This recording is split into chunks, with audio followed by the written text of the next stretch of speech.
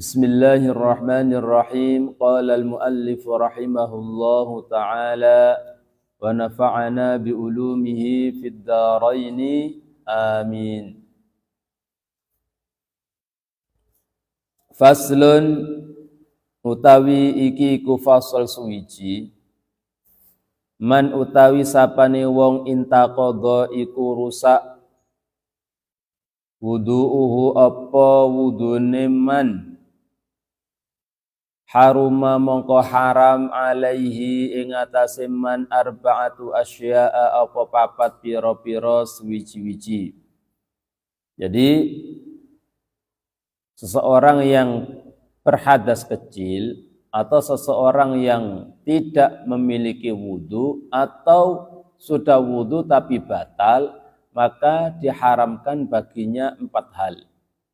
Jadi haram baginya melakukan empat hal, artinya berdosa apabila tidak punya wudu, wudunya batal, kemudian melakukan salah satu dari 4 hal yang akan disebutkan ini, maka dia berdosa. Di samping berdosa juga ada yang tidak sah juga nantinya. Ya, tidak hanya berdosa saja, juga tidak sah. Makanya harus dipahami apa saja yang dilarang bagi orang-orang yang tidak punya wudu. Ini kita pahami, kita dengarkan, kemudian kita ajarkan kepada teman-teman yang lainnya, kepada keluarganya juga, kepada anaknya. Apa saja 4 hal tersebut? As-salatu, suwiji iku salat atau as-salatu rupane salat. Yang pertama yang diharamkan bagi orang yang tidak punya wudu adalah salat. Baik itu salat yang fardu ain ataupun fardu kifayah, seperti salat 5 waktu, seperti salat jenazah ataupun salat sunnah. Ya, salat sunnah baik sunnah yang muaqqatah, salat sunnah yang punya waktu qabliyah, ba'diyah, salat tarawih, salat duha, salat witir, tahajud dan lain sebagainya, atau salat sunnah mutlak. Apapun bentuk salatnya, kalau tidak punya wudu maka haram melakukan salat tersebut dan juga salatnya tidak sah. Makanya kalau di sekolah ada program, ya kan? Di sekolah itu kan ada program salat zuhur berjamaah atau salat duha berjamaah biasanya, ya kan? Nah, di sekolah kalian juga begitu. Nah, itu kalau tidak punya wudu, gak boleh kemudian pura-pura ikut salat karena malas salat, malas berwudu kemudian ikut salat. Jadi malas berwudu kemudian ikut salat duha. Ini gak boleh. Jadi pertama salat duhanya tidak sah karena tidak punya wudu, yang kedua juga haram. Haram. Apalagi nanti kalau sampai menghalalkan, melegalkan, ya, bahwa tidak apa-apa sholat duha tidak punya wudu, dia menghalalkannya, maka itu keluar dari Islam. Makanya harus difahami dan dihati-hati dan juga diingatkan. Kadang-kadang ada teman yang malas nggak berwudu, kemudian dianya itu sholat duha tak punya wudu. Jadi tidak hanya tidak sah tapi juga berdosa. Jadi ingat itu. Ataupun tidak hanya sholat, atau apa saja yang apa bahasanya itu, yang semisal dengan sholat, seperti sujud tilawah semisal. Ketika kalian membaca ayat-ayat, ya, ayat-ayat sajdah, kan disunahkan untuk sujud, ya kan? Yang membaca juga disunahkan sujud, yang mendengarkan ayat sajdah juga disunahkan untuk melakukan sujud. Itu juga sekalipun sujud tilawah, itu juga harus punya wudu. Kemudian juga yang sering terjadi, ya, sujud syukur. Sujud syukur ini disyariatkan, dianjurkan untuk dilakukan manakala kita mendapati suatu nikmat yang tidak biasa. mendapatkan nikmat yang tidak biasa atau diselamatkan dari bahaya. Semisal tiba-tiba kemudian kalian biasanya setiap bulan itu ditransfer sama orang tua, dibesuk, hanya dikasih uang 500.000 semisal. Kemudian tengah-tengah bulan Ramadan orang tuanya datang menjenguk, sambang, ngasih bukan uang 500.000 tapi 5 juta. Udah ya, ini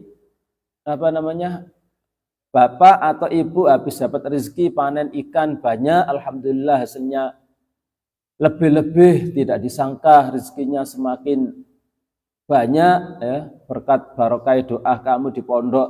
Udah ini 5 juta ini khusus buat kamu, terserah mau kamu buat untuk jajan, mau buat untuk beli apa, terserah, pokoknya ini jatah 1 bulan yang biasanya 500, khusus bulan ini tak kasih 5 juta.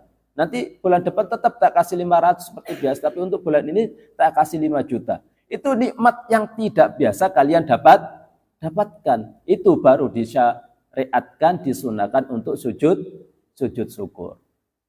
Paham ya? Atau lagi punya toko besar, kemudian tiba-tiba ada saudagar yang mampir ke situ sehingga kemudian ya, biasanya laku Indomie 1 kardus, 1 karton itu sehari laku cuma 5 karton semisal. Tiba-tiba ada saudagar ya, kemudian mampir, saya mau pesen 1000 karton Indomie untuk saya bagi-bagikan di bulan puasa ini. Itu adalah nikmat yang tidak biasa. Itu baru disunahkan untuk sujud syukur. Kalau nikmat sehat, ya, nikmat sehat yang biasa kita dapatkan tidak disunahkan untuk sujud syukur. Jadi disunahkan sujud syukur itu ketika mendapatkan nikmat yang tidak biasa, seperti melahirkan anak. Melahirkan seorang anak itu setiap minggu, setiap bulan, tidak, iya kan? Paling cepat ya 2 tahun itulah, iya. Paling cepat 2 tahun atau itu ada istilah 37 itu apa istilahnya? Anaknya sudah usia 7 bulan terus ngandung 3 bulan atau gimana, saya lupa, saya itu ada istilah gitu. Waalaikumsalam.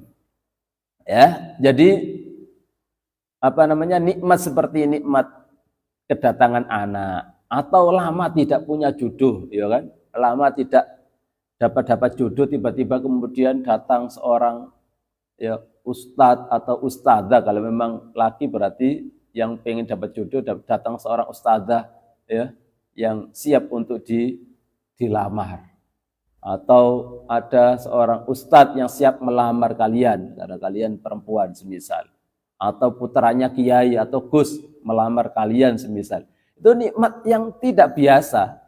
Ketika mendapatkan nikmat yang tidak biasa, itu disunahkan untuk sujud syukur atau dihindarkan dari mara bahaya. Ya, di saat yang lainnya kena banjir bandang, rumah kamu selamat. Di saat naik kendaraan yang lainnya, naudzubillah, kecelakaan, kamu selamat sendiri. Nah, ini diselamatkan dari mara bahaya seperti ini. Baik nikmat yang tidak biasa ataupun diselamatkan dari mara bahaya, itu disunahkan melakukan sujud syukur. Nah, sujud syukur itu juga seperti sholat. Artinya apa? Harus punya wudu.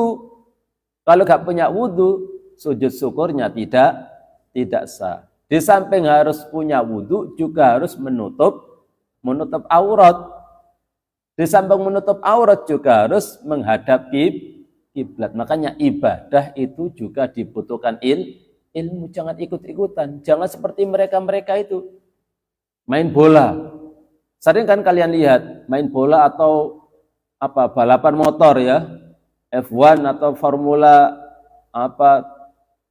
dan lain sebagainya ya. Habis menang atau masukkan bola ke gawang semisal, kemudian langsung sujud. Nah, ini tidak dibenarkan. Mereka menyangka itu adalah sebuah ibadah, ya, sujud syukur. Yang nggak tahu juga, masya Allah, itu pemain itu orangnya baik sekali, habis masukkan bola ke gawang, dia langsung sujud syukur. Bukan sujud syukur seperti itu. Sujud syukur itu ada aturan-aturannya, harus menutup aurat, kemudian menghadap kiblat dan punya wudu. Mereka auratnya saja terbuka. Sujudnya juga sembarang tempat, tidak menghadap kiblat dan lain sebagainya. Jadi sujud syukur juga harus menghadap kiblat, menutup aurat. Misal lama pengen punya momongan, ya sudah lama si kecil, anaknya sudah besar, sudah PAUD, sudah TK, pengen punya anak, gak kunjung-kunjung padahal sudah tidak KB semisal. Kemudian barokah puasa Ramadan ternyata positif hamil semisal. Nah itu juga nikmat yang tidak biasa. Dan ada orang yang sampai habis KB kemudian sudah dilepas KB-nya pengen mendambakan anak lagi sampai 10 tahun gak punya anak-anak. Tiba-tiba langsung datang kabar positif kalau dia sedang hamil. Nah, ini juga nikmat yang tidak biasa, itu disunahkan melakukan sujud syukur, itu juga harus punya wudu. Artinya apa? Kalau tidak punya wudu maka berdosa. Jadi sekali lagi yang pertama yang diharamkan bagi orang yang tidak punya wudu adalah sholat, baik sholat fardu maupun sholat sunnah atau yang semisalnya sholat atau semisal sholat seperti sujud syukur atau sujud tilawah. Bisa dipaham ya?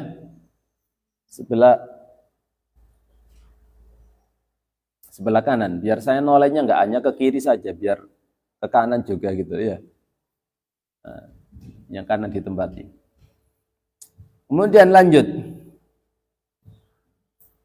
Wa tawafu lan tawaf, yang kedua yang diharamkan bagi orang yang tidak punya wudu adalah tawaf. Tawaf itu mengelilingi Ka'bah sebanyak 7 kali. Tawaf itu bimanzilati shalah, menempati kedudukannya sholat, artinya juga harus menutup aurat, juga harus punya wudu. Maka baik itu tawaf yang sifatnya fardu, rukun, ataupun tawaf yang sifatnya sunnah. Ada tawaf fardu, ada tawaf sunnah. Nah, itu sama-sama baik tawaf fardu maupun tawaf sunnah itu juga harus punya wudu. Kemudian wa mashul mushafilan gepok mushaf. Wa mashul mushafilan gepok mushaf. Wa masul mushafilan gepok mushaf wa hamluhu lan go mushaf. Jadi yang namanya mushaf adalah lembaran atau papan yang di situ bertuliskan atau ada tulisan ayat-ayat Al-Qur'an. Maka ketika tidak punya wudu, haram hukumnya memegang ataupun membawa. Jangankan membawa, memegang saja tidak diperbolehkan, apalagi membawanya. Baik menggunakan penghalang. Kadang kan ada yang membuka mushaf tidak punya wudu, membuka pakai pena, ya kan? Tidak diperbolehkan. Jadi sekalipun pakai pena atau pakai penggaris membuka mushaf, itu juga tidak diperbolehkan. Atau yang dipegang itu apa nih namanya? Pita, iya kan? Pita ya. Kan ada seperti ini, seperti kitab saya ini, kan ada pitanya. Gak punya wudu kemudian megang pita ini untuk membuka lembaran berikutnya. Yang mana pita ini masih menempel di mushaf itu. Juga tidak diperbolehkan. Atau juga sampulnya. Sampul yang masih menempel dengan mushafnya. Ini sampul yang menempel di mushaf ini juga ketika kalian tidak punya wudu, tidak diperbolehkan, artinya haram, kemudian membuka atau menutup mushaf sekalipun yang dipegang itu ghilafnya ini, sampulnya. Atau ada mushaf yang model dompet, tahu kan dompet ada resletingnya itu ya kan? Itu juga memegang dompetnya itu yang di dalamnya itu ada mushaf juga tidak diperkenankan. Paham? Atau memegang pinggir-pinggirnya ini kayak mushaf, anggap saja ini kitab saya ini mushaf. Ini kan pinggir-pinggirnya ada lembaran ini yang masih kosong ya kan? Tidak, Sekalipun megang pinggirnya seperti ini, tidak punya wudhu juga tidak diperbolehkan. Bisa dimengerti? Atau yang ikut program tahfidz, ya, yang program tahfidz juga begitu, tidak punya wudhu, gak boleh megang mushaf. Paham? Pakai terjemahan sama saja, terjemahan juga tidak diperbolehkan. Terjemahan Al-Quran itu juga tidak diperbolehkan dipegang tanpa punya wudhu. Yang boleh dipegang tidak punya wudhu itu kayak HP Android. HP Android kan ada, iya kan, ada apa namanya istilahnya itu Al-Quran digital, iya kan? Nah itu megang HP yang sambil buka, sekalipun dibuka-buka begini disentuh layarnya untuk membuka lembaran-lembaran mushaf yang ada di Android itu tidak apa-apa karena itu bukan tulisan.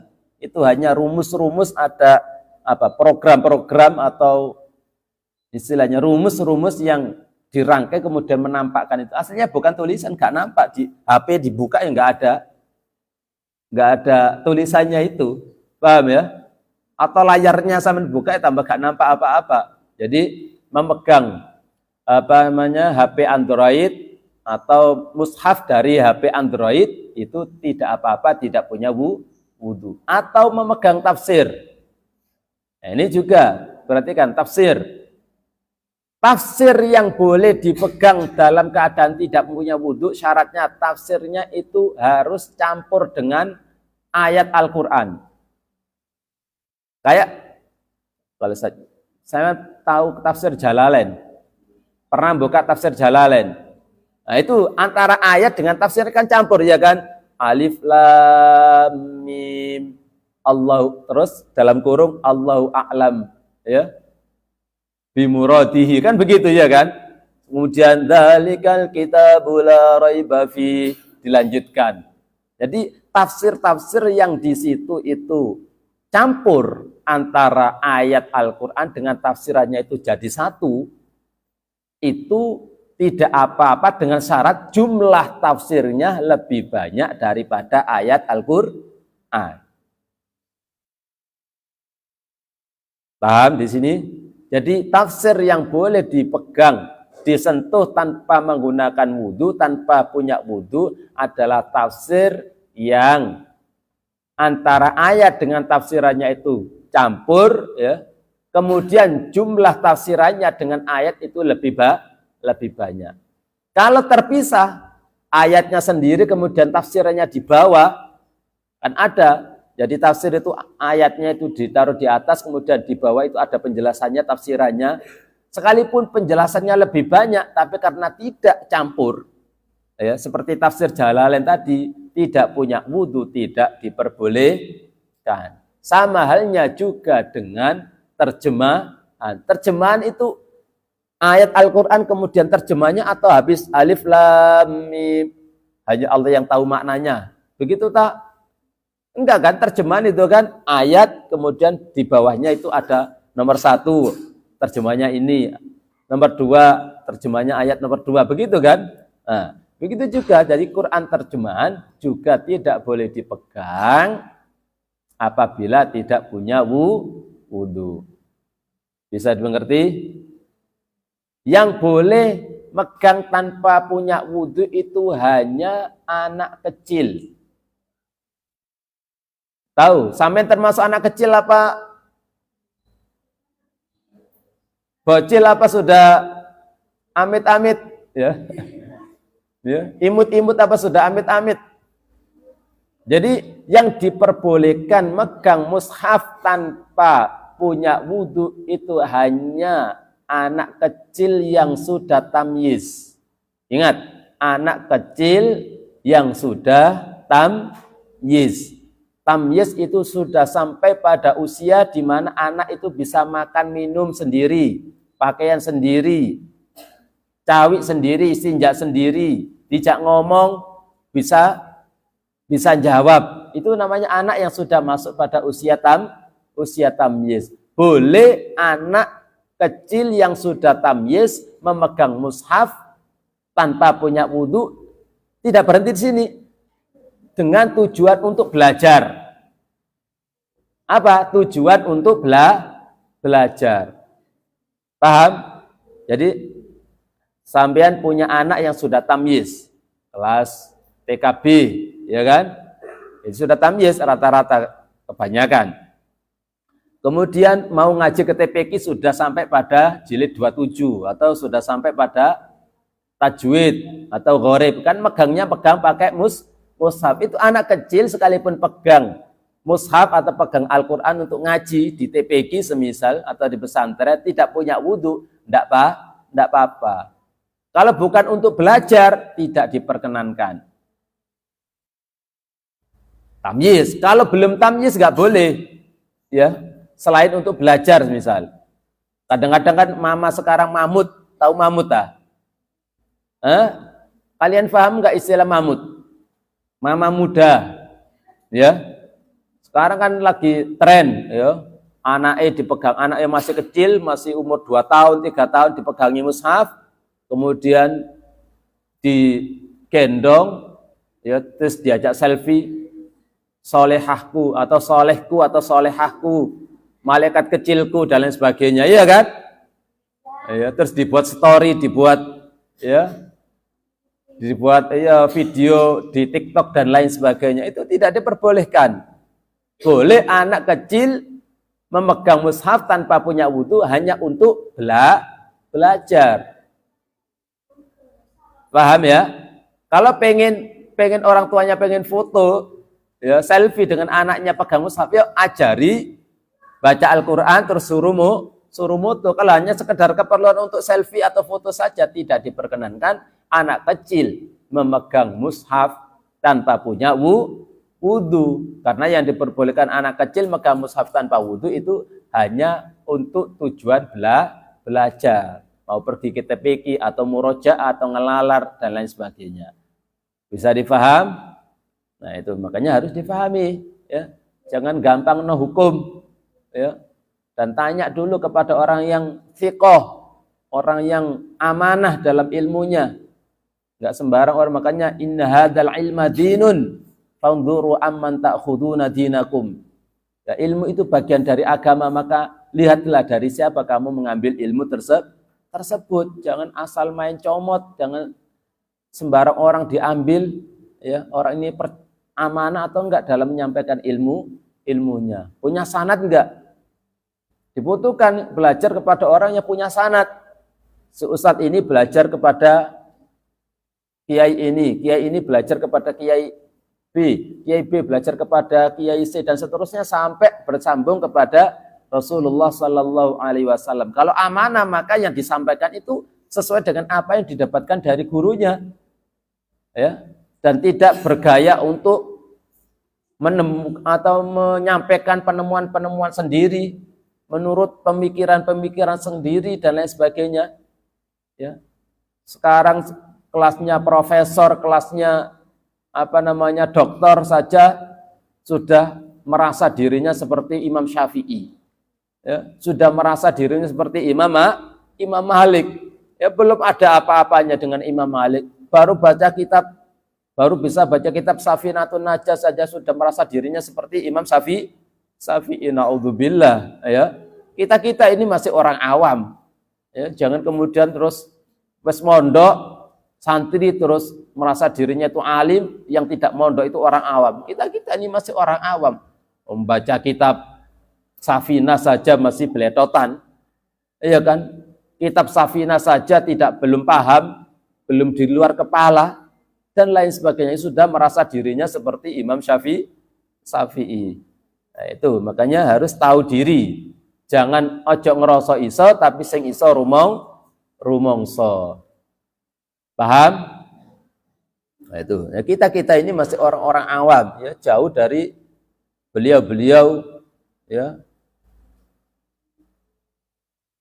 muallif kitab ini. Jadi itu tadi terkait tentang masalah menyentuh apa yang diharamkan atau dilarang bagi orang yang tidak punya wudhu. Ya, kadang-kadang ya, baca kitab saja tidak bisa, sudah PD-nya dipanggil kiai, kadang-kadang sudah PD dipanggil ustadz, ya, pede sekali. Makanya ya zaman akhir seperti itu. Kemudian sampai mana sekarang?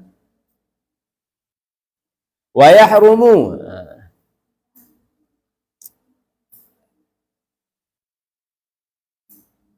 Wa yahrumu lan haram alal junubi, sekarang yang kedua ya.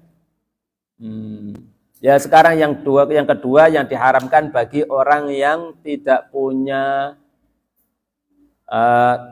wudu. Tadi sudah disebutkan ada 4 hal, yakni sholat, kemudian tawaf, kemudian memegang mushaf, lalu membawa mushaf. Itu dilarang dan diharamkan bagi orang yang tidak punya wudu.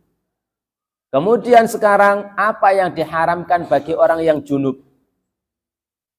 Apa yang diharamkan bagi orang yang junub? Orang yang junub itu orang yang menyandang hadas besar karena habis bersetubuh ataupun keluar sperma. Itu namanya orang yang junub.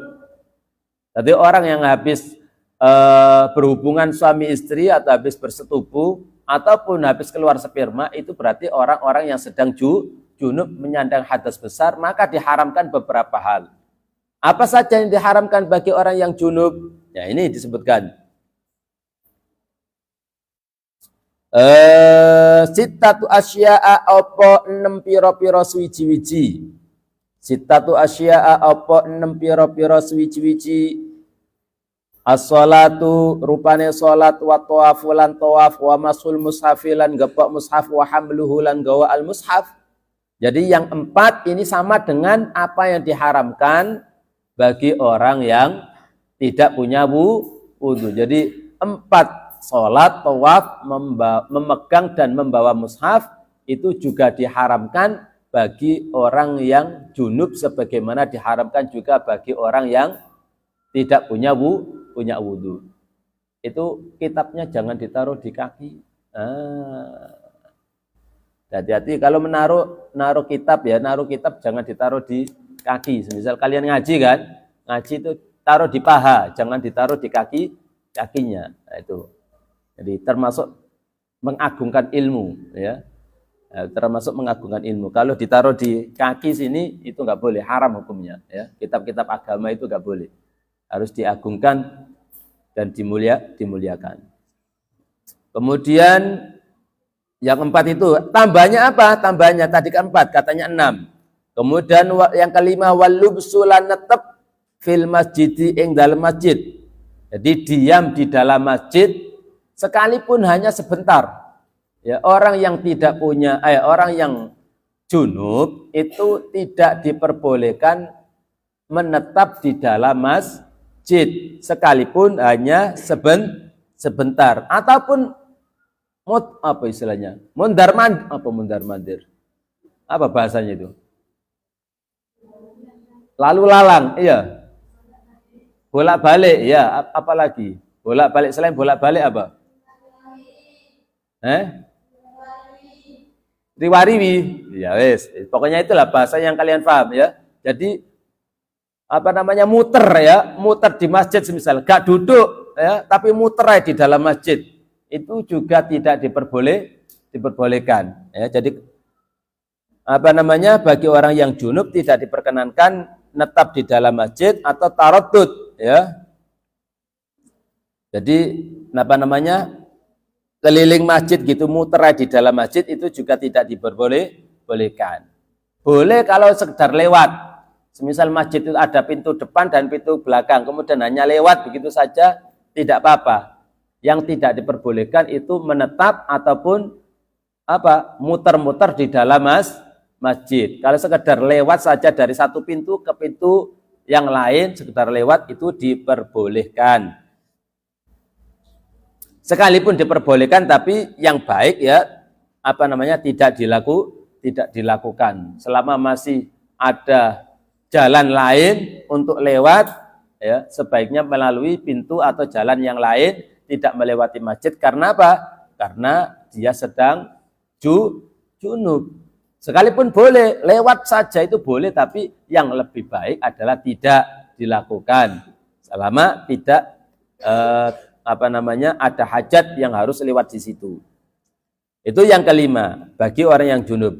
Wa qiraatul Qur'ani, yang keenam wa qiraatul Qur'ani lan maca Al-Qur'an. Wa qiraatul Qur'ani lan maca Al-Qur'an. Membaca Al-Qur'an juga tidak diperbolehkan bagi orang yang junub. Ingat tadi orang yang junub, paham ya orang yang junub ya? Jadi tidak diperbolehkan membaca Al-Qur'an. Sekalipun satu huruf kalau itu adalah huruf dari ayat Al-Qur'an, maka tidak diperbolehkan. Ada kan di dalam Al-Qur'an itu ayat yang hanya cuma satu huruf, seperti Qaf, satu huruf, Nun, satu huruf. Itu kan bagian dari ayat-ayat Al-Qur'an. Lah, ketika sedang junub itu tidak diperkenankan kemudian membaca ayat Al-Qur'an sekalipun hanya satu huruf.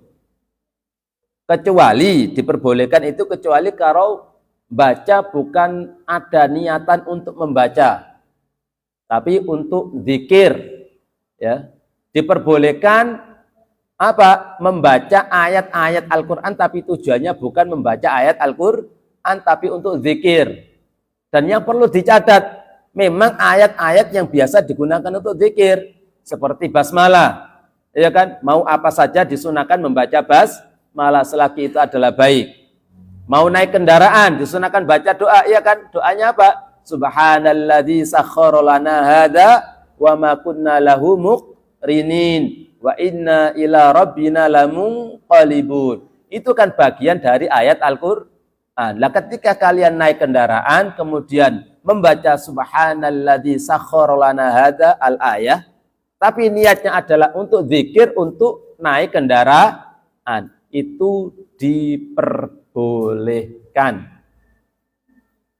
Karena memang untuk zikir. Selain untuk zikir tidak diperbolehkan. Paham? Ini berlaku bagi orang yang junub.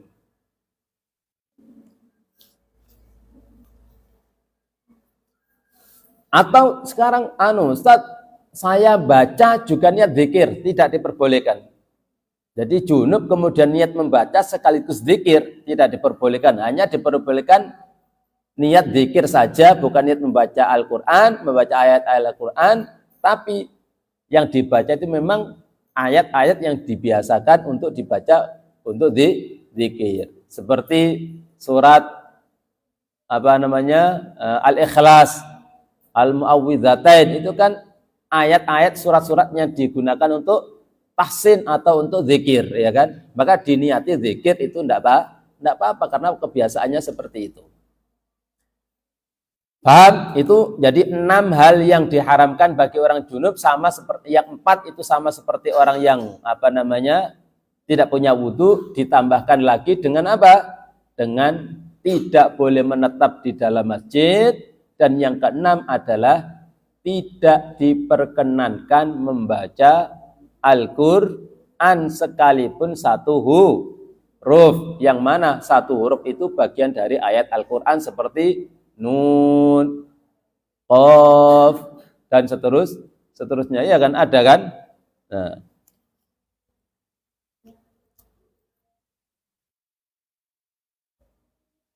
Wa yahrumulan haram bil haidi, sebab haid asyaratu asya'a, apa 10 pira-pira suwiji-wiji. Sekarang apa-apa yang diharamkan bagi orang yang haid, perempuan yang haid ataupun perempuan yang nifas juga, ya. Jadi haram bagi perempuan yang haid maupun perempuan yang nifas. Sekalipun di sini wa yahrumu bil haidi, haram sebab haid, tapi yang dimaksud juga termasuk bin nifasi, juga termasuk perempuan yang sedang mengeluarkan darah nifas, itu diharamkan 10 hal. Apa saja 10 hal itu? As-sholatu, rupani sholat. Baik sholat wajib maupun sholat sunnah. Wajib yang fardhu ain, yang wajib ain ataupun wajib kifayah sama saja. Pokoknya sholat baik fardu maupun sunnah tidak punya wudu atau junub ataupun sedang haid dan nifas dilarang. Begitu juga wat tawafu lan tawaf, ya. Wat tawafu lan tawaf. Wat tawafu lan tawaf. Tawaf artinya apa? Artinya tawaf itu mengelilingi Ka'bah 7 kali. Ya. Ketika kalian ihram haji atau ihram umrah, ya. Nah, kalau tidak punya wudu, dia larang untuk tawaf. Atau sedang junub juga dilarang. Ataupun sedang haid juga dilarang untuk tawaf.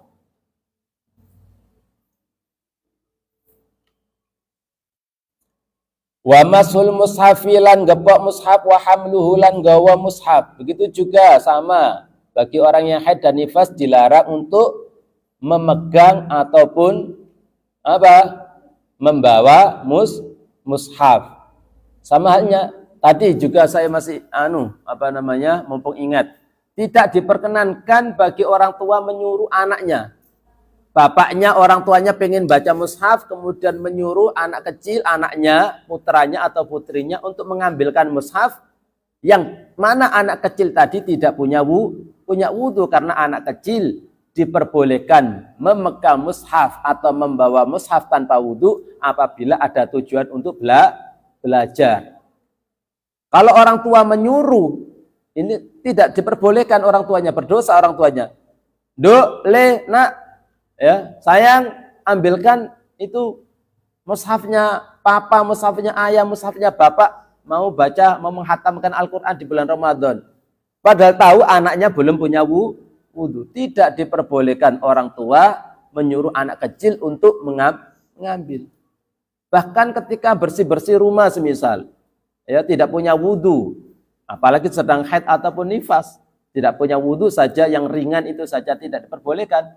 Semisal di jendela ada, atau di atas, di rak-rak, ya, bupet itu, lemari itu ada mushaf, kemudian tidak punya wudu, dipegang untuk dibersihkan, tidak diperkenankan, harus punya wudu. Kemudian walubsu, netap fil masjid ing dalam masjid, begitu juga diam di dalam masjid itu juga tidak diperbolehkan. Wa qiraatul Qur'ani. Nah, ini juga perempuan-perempuan yang haid yang sedang ikut program tahfidz. Kalau sedang haid tidak diperkenankan untuk membaca Al-Qur'an. Memegang juga tidak diperbolehkan, membaca juga tidak diperbolehkan. Yang boleh tadi apa? Pakai Android. Paham? Atau pakai Quran tafsir, seperti pakai tafsir Jalalain yang tadi antara ayat dengan tafsirannya itu campur dan tafsirannya lebih banyak. Jadi ada tafsir Jalalain yang kecil itu ada, ya, bukan besar seperti yang dibuat ngaji, ya, yang versi cetakan kecil juga ada, seukuran Al-Qur'an itu juga ada. Itu beli seperti itu, yang untuk yang yang ikut program tahfidz di pesantren ini. Terjemahan tidak termasuk tafsir, jadi tidak boleh dipegang tanpa punya wudu, apalagi sedang haid. Membaca, Pak, saya ini kan menghafal, kalau tidak tidak murojaah nanti bisa lupa. Bisa. Caranya bagaimana? Yang dipegang itu tafsir seperti tafsir Jalalain atau HP Android, kemudian bacanya, murojaahnya di dalam hati. Murojaahnya di dalam hati, tidak boleh diucapkan dengan lisan. Kalau pengen murojaah deres hafalannya, cukup dipandang, ya. Dipandang HP Androidnya. Kalau di pondok boleh pegang HP enggak? Enggak boleh. Ya kalau enggak boleh ya suruh pegangkan temannya. Ayo tolong aku pengen murojaah, tolong pegang napa? Ya sekedar dipegang, enggak boleh kemudian dibaca Bismillahirrahmanirrahim. Yasin. Enggak boleh. Murojaahnya hanya di dalam hati, tidak boleh dibaca di dalam lisan. Lah Pak Ustadz, saya waktunya setoran, bilang ke ustadzahnya, ustadzah saya lagi halangan, tidak boleh baca baca Al-Quran, ayat Al-Quran seperti itu. Ya, dikasih tahu. Kalau ustadzahnya maksa, berarti ustadzahnya yang tidak tahu. Ya. Jadi Seperti itu yang harus difahami. Jadi banyak solusi, ada larangan tapi juga ada solusi. Bagaimana supaya kita itu masih bisa membaca ayat Al-Quran dalam keadaan haid, yakni apa? Dibaca di dalam hati. Kalau dengan lisan tidak diperbolehkan. Lanjutannya, wa qiraatul Qur'ani lan maca Al-Qur'an wasaumulan poso, ya. Wasaumulan poso, baik puasa wajib seperti puasa Ramadan ataupun puasa sunnah, itu tidak diperbolehkan bagi perempuan yang sedang haid maupun perempuan yang sedang nifas. Bisa difaham? Jadi penjelasannya seperti tadi itu, ya. Kalau niatannya untuk membaca maka tidak diperbolehkan. Tapi kalau niatannya untuk zikir seperti tadi, membaca basmalah, ya mau masak baca basmalah, niatnya bukan baca Al-Qur'an tapi niat zikir. Karena memang dianjurkan melalui sesuatu yang baik itu dianjurkan, disunahkan membaca basmalah. Atau naik kendaraan, ya doa naik kendaraan apa? Subhanalladzi sakhkhara lana hadza al-ayah. Itu kan juga ayat dari Al-Qur'an, padahal kalian haid. Bagaimana? Ya, tetap baca doa itu sekalipun ayat Al-Qur'an, tapi niatnya bukan niat untuk membaca ayat Al-Qur'an, tapi niat untuk zikir atau membaca doa untuk safar, bepergian. Dan tidak boleh semua ayat Al-Qur'an kemudian diniati zikir. Saya niat berzikir, kemudian yang dibaca itu surat Al-Ibrahim semisal, surat Ali Imran semisal, tidak diperkenankan. Lanjutannya sampai mana ini? Subhanallah, kurang dikit.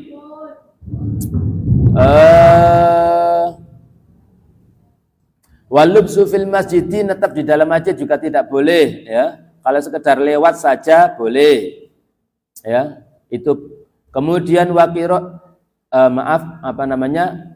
kalau untuk lewat nanti ada penjelasannya sendiri. Wa qiraatul Qur'ani, dan membaca Al-Qur'an, lan maca Al-Qur'an, wasaumulan poso, watolakulan talak. Watolakulan talak tegese suami menjatuhkan talak pada saat istrinya itu sedang haid, itu juga tidak diperbolehkan, ya. Jadi tolak dari seorang suami kepada sang istri tanpa ada khulu. Kalau khulu itu permintaan dari istrinya, ceraikan aku nanti kamu tak kasih uang semisal. Khulu. Kalau talak itu dari suami. Kalau khulu itu talak dari suami tidak berkurang, tetap 3. Kemudian wal mururu lan lewat fil masjid, lah ini. Wal mururu lan lewat fil masjid, ing dalam masjid, in khafat lamun kuatir sapa haid atau nufasa. Tegese orang yang haid atau nifas itu kalau tidak khawatir atau khawatir maksudnya talwisau ing ngotori masjid. Jadi perempuan yang sedang haid ataupun nifas itu juga diharamkan lewat masjid. Kalau tadi kan orang yang junub kan lewat saja boleh, ya kan?